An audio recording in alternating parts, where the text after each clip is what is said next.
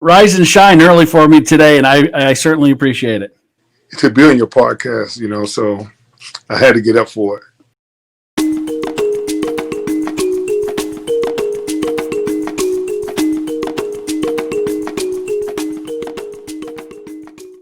Stars and Stories PlayyOn podcast. This is Rob Thompson, your host, and that's Derrick Pringle, the founder of DAP Hoops. How you doing, Derrick? I want to first talk about, your journey, from Washington, D.C. Tell us about how it all began. It's something about West Virginia and basketball is just crazy. They love their basketball. So I said, okay. So I volunteered, got involved, and then I met two young men out there. One name is Lane Accord and James Lewis, and they worked at the YMCA. Both of them went to Indiana University, and they put together a little league for kids K through 7th grade, and that's how I got hooked in basketball because they started a AAU program at the end of each season. They would pick kids and make a traveling AAU team, and so my son got picked, and then so I started following them and. They ended up going to Utah for the AAU tournament championship. And then when I came back to Washington, my son wanted to continue playing basketball. So I said, okay. And so we checked around the area. There was no basketball here, except for if you was up in Seattle. And we down in the southern part of the state was an hour away. And so I took some kids from the neighborhood that he knew because he was raised up here before we got out there. And we just took that summer, got some kids together and met a guy at this local gym, and we started putting a team together, and here we are 24 years later. So is the league, is it based within the AAU, or just describe kind of what's the different layers that you have within your program? Well, I have beginners, intermediate, competitive, and elite levels, and what we try to do is if any kid walk into our door, they are not cut. We'll teach them the game of basketball from the basics, to the advanced level. I've been blessed to have over, I want to say, 500 to 700 different kids come through over my time period doing it. Started out with me, and then I have kids coming back to help me run the program now. We also do basketball training too and mentoring to all the kids, boys and girls, to get them get the opportunity to enjoy their high school career and also to fulfill their dreams. So we play at all levels. Talk about some of the kids that have come through your doors that you knew that were just, that are top of mind, those special kids that always the best athletes, but maybe the ones that went on to walk on or college or just overcame so much stuff in their lives that they went on to be really productive and change the trajectory of their lives and their careers just through playing basketball in your program. My first one is, her name was Rachel Enzer. My first girls team that I started was in 97, 98. They came from the YMCA up here in Washington, in Olympia. And my daughter was looking to play, and she played 2 years up. So a friend of mine who retired military, we got together and formed a girls team. And I had a post. Her name was Rachel Enzer, and phenomenal player. But she's a little rough on the edges. She really didn't have nobody that held her accountable. So I remember the first day I met her, we came into the gym. We was having practice. And I said, let's run, get online and run. She said, I don't run. I said, what? I said, well, you need to go home because you don't run. I said, we run here. And she kept coming off of me. I said, you need to call your mom. So she stormed out the door and she called her mom. And my buddy said, hey, you need to be a little patient with her. That military side came out. So her mom came and we went into the weight room with her mom and her, and we all talked. And you got two bulls in the ring. I'm a bull and she's a bull. But we talked it out, and that young lady is now this is her first year back. She's back helping me in the program, and she has a son now, and so it's just phenomenal having her come back because she's one of the first girls that always stuck with me, and she's always honest with me over the years. If she felt that I was doing something wrong or saying something that wasn't right for the team, she would keep me, keep me in check. And that's what I love her about her, her passion for, doing the right things. The other thing was, let me see, I got a young man named Dylan Bowman who's back with me now. He did well in high school, decided he didn't want to play in college. And he said, "Hey, coach, I want to start training, like you trained me." And I had him in the second grade. Been with me now 2.5 years, and he has blown up our program as far as training. I got him training mostly everybody. He does mainly the older kids, the high schools and the college kids that come back home in the summer.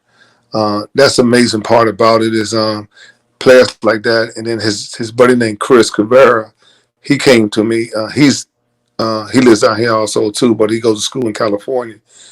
They always been a part of coming back in the summer, being part of helping me keep things going and giving back to the kids. And they got great ideas, and I just love those three right there. Those are my main three that I can call out. I can say my son. I mean, having him go out and at 22 become a head coach at two different colleges, that's amazing. I mean, and he's my mentor because I'm trying to be like him. How have you changed as a coach, as a person, and what kind of quality of life has this program given to you? When you look back now, when you started and you're arguing in locker rooms with teenagers, I know that the military shapes you and football shapes you in a certain way as well. But how have you changed, and what have you seen happen in your life to really bring a little bit more reflection upon, the difference that you're making to others? It changed a lot. I mean, it taught me how to, transition. Like you said, come from the military, you got a certain way, but it taught me how to understand what these kids need. I was a parent, say a kid that came from my grandmother raised me. Then she passed when I was 8, and so I was pretty much on my own. So I never had programs where I can get involved into to keep straight until I got to high school. And I think, seeing these kids, I want to give them back what I didn't have, and that's the main point is, being there for them, listening for them, because I had people in my corner from my high school coaches, people in my community that was always there, even though I didn't have parents. They were there, and they made sure that I did the right thing, and I stayed out of trouble. So with these kids coming back, watching them grow from not dribbling to being one of the best dribblers, leading their school to the state tournament, that's awesome. And these are kids that didn't have confidence, or kids that were getting cut by these so-called elite teams. And that's one thing we don't have is we don't cut. You walk in, you play, and that's the bottom line.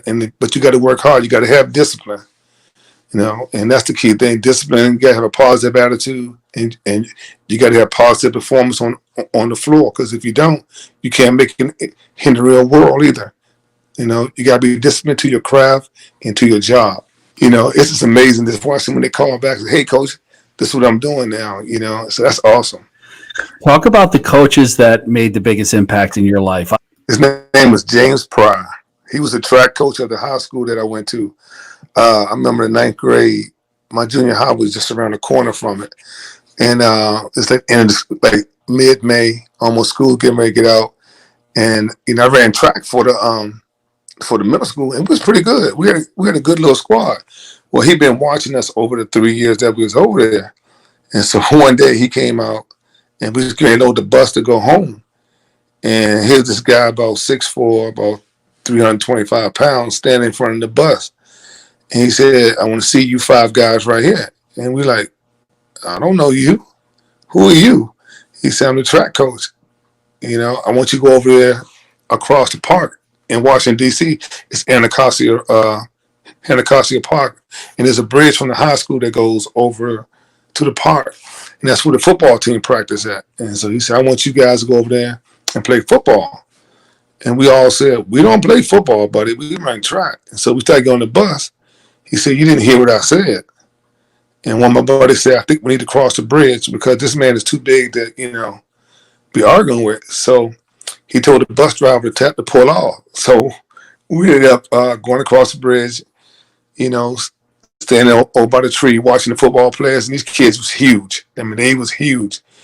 And so while we was doing that, he was talking to us and he said, I want you guys to play football. So when you come over next year, you do football and you do track and they help you out in both sports. I said, sir, I don't play football. It's one thing I don't do. No, I never played before. I don't know the rules. Don't. And so he said, okay. So next day we all plotted at lunchtime to, if he comes over again, we was going to sneak out. Well, we tried again and then we ended up missing the bus because he was out there walking around the building. And every time we came around the front, somebody said, there those 4 guys that you was talking to yesterday. So he chased us back over there and we ended up playing football, hoping that we get cut from the football summer program. And we ended up making the team, all 5 of us, because we were pretty quick. And we had nice size. And so Mr. Pryor was my coach and he took me through high school. He made sure our grades are squared away. He took us to places that we never been before, like the Penn relays, the New York relays, down in Georgia relay, the Peachtree relays. As a high school, as inner city high school, we didn't have much, but he made sure that we got it. And to this day, I mean, he passed away in 2016, but he was my biggest supporter. He got me into college, and then when I chose to go in the military, he didn't waver. He just told me, you got to do what you got to do. And he's always been there, for me. And the other coach, his name is Thomas Mule. He's 78 years old. He's still living. He's down and still lifting weights and doing everything. He's in Maryland now. He's my first football coach. And he put me in front of one of our top recruits was getting recruited by Division I school, Pitt and all them. And he told this kid, he built this thing called a stall. You might have seen it before, where you put people on both ends, and it was made by plywood. And Daryl Hercules Patterson, that's what we called him. Herc was about 6'1", 225, looked like Hercules in the comic books. And we had to go fight in the pit, and I never been in the pit. And he blew that whistle, and all I remember was my helmet was turned backwards. I got knocked out, and he grabbed me by the face mask and turned around and said, "Get up, boy. What's wrong with you? You didn't move." I said, "What happened?" He said, "You got hit. Welcome to football." So, and he's still a part of my life too. So, first of all, that has to be the biggest track coach in the history of track and field. Oh, he was huge. He was huge. He sounded like could he even fit in the bus? Good question. I'm looking at him like, how can you teach me how to run track? You big for me. But so he was smart, but he was huge. Let's talk about PlayyOn and how you use the platform. Also, when you met Sally Ann for the first time, you're like, oh boy, I'm locked into this now. But talk about that. Talk about how PlayyOn has allowed you to, to provide a little bit different, user experience, how it's helped your business and, that sort of thing. So, well, I met Sally Ann, I think 2007, I want to say 16 or 17 up in Seattle at a coach's clinic. And we were just talking and then next time we had lunch and then she said, "No, I want you to try something." I said, "Okay. I want you to try this platform." And I said, "All right." So she said, "I'm gonna, give you a call," and we set it all up and we started talking. But it's just been one of the best for me, being 61. Technology ain't my best friend, but it's been the blessing because my kids love it, my parents love it. I can send notifications to them. I can send them an update on the calendar, cancellation. I can post their accomplishments on there. I try, there's so much you can do on there, on that website. It's just amazing, and it keeps growing. That's the thing. She keeps growing it to the point where It's easy now. I got a hands-on of it, understanding of it. It's easy to operate it, So that's what I love about the program. And if I need to call somebody from the company with a question, they automatically pick up and then, hey, let me walk you through it. So that's the awesome part about it. Let's talk about your favorite quote. Last question. So this is a big one. Talk about your favorite quote. What we all have a couple of quotes that we use, whether it's from a coach or someone, some author or someone really famous. What's yours? What's that quote that you use all the time with your athletes? Mine would be, whatever you do, work at it with all your heart, not for man, but for the Lord. That's the main thing for me. Everything I do, it's not for me. It's not for man, but it's for God, because he's the one to give it.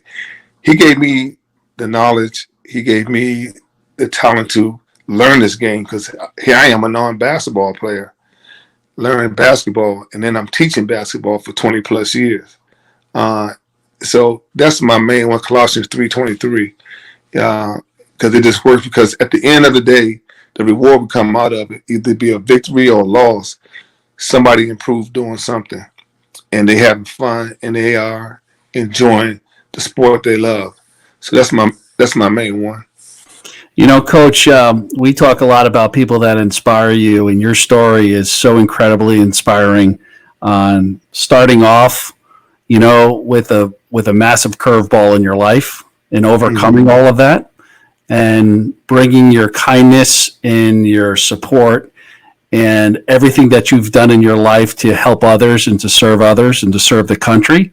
The Derrick Pringles of the world that I just absolutely, it's the coaches like you that don't always get on the national news, but the massive impact that you make with the kids in your community, your own family, your son being a college coach. And I'm just sure there's so many stories about you and what you've done through your kindness. Your ability to help others is just immeasurable. And that's why we wanted to have you on the podcast, so you could share that story, so the rest of the world can find out about Coach Pringle. Oh, thank you. This is an honor, to be picked, and just to share. I mean, it's just, it's a platform. I like your platform. I like Sally Ann's, that can help us young coaches. I call myself young, but I ain't.